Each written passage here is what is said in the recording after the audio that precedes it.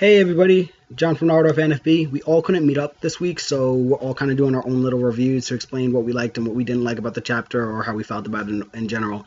This week's chapter, Naruto 686, those that remain and those that pass on.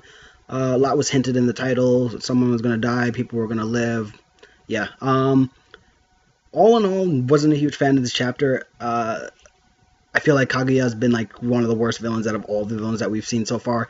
The fact that Black Setsu's explaining everything to her and telling her what to do and what not to do and saying you need to conserve your chakra and everything else, I think is really stupid. I think it's kind of forced that she is trying stuff and like failing pretty much. Like every time she's done something, Naruto and Sasuke have been able to not easily react to it, but they've been able to figure something out to counter what she's doing. And I understand that Naruto and Sasuke are awesome, and Obito and Kakashi and Sakura all experience ninjas, but you're talking about the goddess Shinobi, and she's having a hard time with them. Like, I don't, I just don't get it. That's just like an amateur fighter beating a pro fighter. Like, it just doesn't make sense. I do like that Naruto's still being creative. He's tricking her with the whole black ball thing. I don't like the fact that she doesn't see through it. I think it's stupid. I think that Sasuke's been able to see through Naruto's clones. Why can't she? I get that she's not using a Sharingan, but again, she's the goddess Shinobi. She should be able to see chakra and color like Sasuke can, and she should be able to differentiate a clone from the real body, but apparently she can't, so that's that. All in all, though, it is what it is, and I'm not going to get too upset about the character. I kind of just have accepted it at this point. Back to like the title, though, those that pass on. After everything happens throughout the chapter with the Kage's talking with the sage and him explaining that there's a jutsu, which I thought was stupid that he couldn't come out because of the 10 tails being sealed and blah blah blah. I get it, but at the same time, I would have actually been happy if they didn't explain why. If he just showed up like, oh, I wasn't around before because there wasn't a reason for me to interfere. I'm like an observer, and now that the world is at risk, it's my duty to stop my mom or try to help stop her or whatever else. I would have been fine with that, but I mean, it is what it is.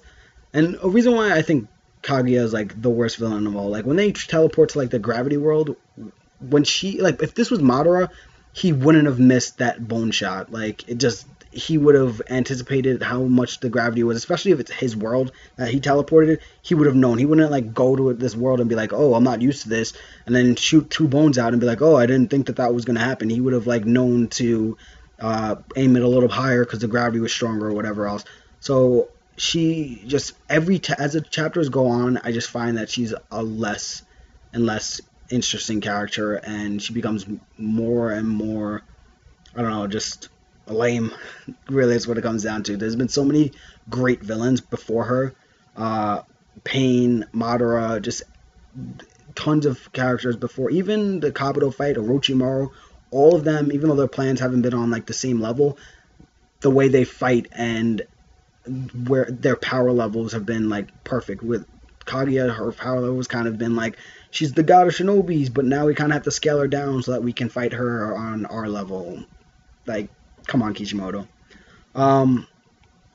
Naruto gets killed and turns out as a clone, which I thought was stupid because she should be able to see through that, but at least he's using his brain and thinking or whatever. And then they get teleported to this gravity world, and none of them can move except Kakashi and Obito. For some reason, I guess they have grown-up bodies that can handle the gravity and whatever else. But yeah, they after the first shots miss, they realize that the second shot's gonna hit, and they need to make a move. Kakashi accepts the fact that he's gonna die. So does Obito. They have a little Rin moment, which was cute. And it was nice to see Kakashi being able to like do something and still willing to risk his life for Naruto and Sasuke.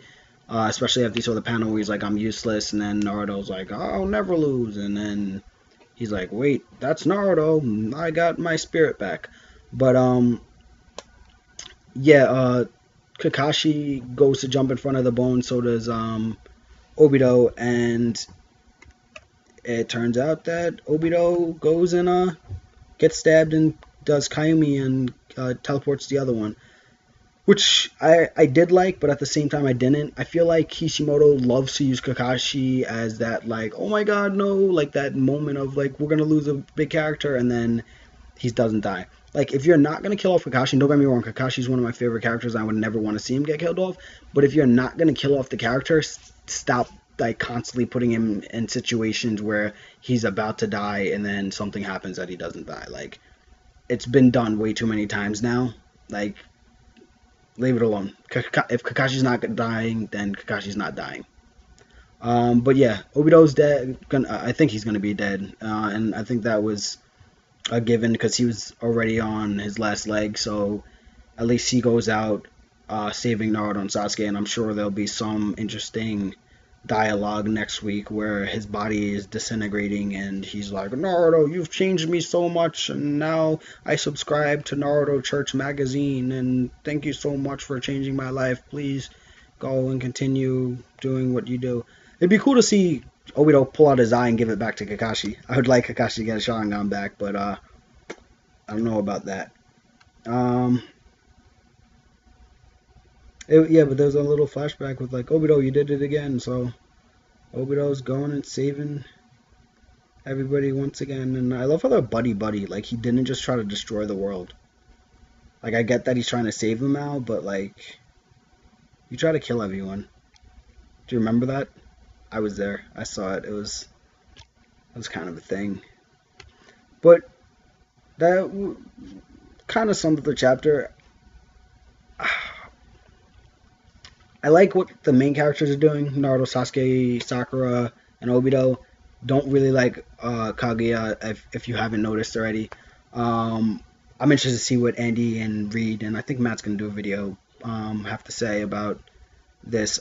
I kind of felt like we all agreed on a couple points. I know when I talked to Matt, he definitely felt like Kaguya was a little played out, and he didn't really like the whole Black Zetsu thing, and Black Zetsu explaining everything to her and telling her what to do.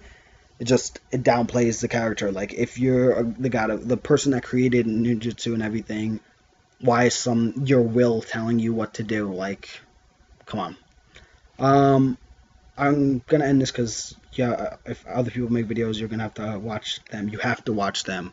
So hopefully next week everybody will be able to meet up and we'll get a video together. Check back a little bit later for everybody else's videos, and I'll see you guys next week.